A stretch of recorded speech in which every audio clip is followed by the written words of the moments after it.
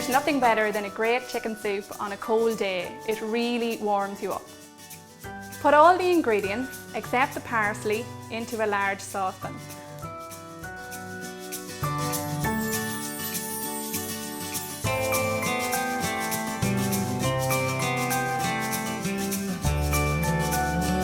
Bring to the boil, then simmer with the lid on for an hour or so. To make this soup really hearty, you could add some noodles or barley.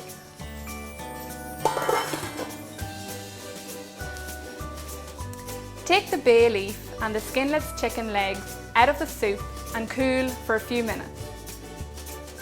Shred the meat, discarding the bones, and pop the meat back into the soup.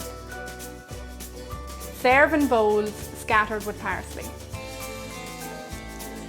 Chicken soup is one of my favourite meals. It's healthy, filling and budget friendly.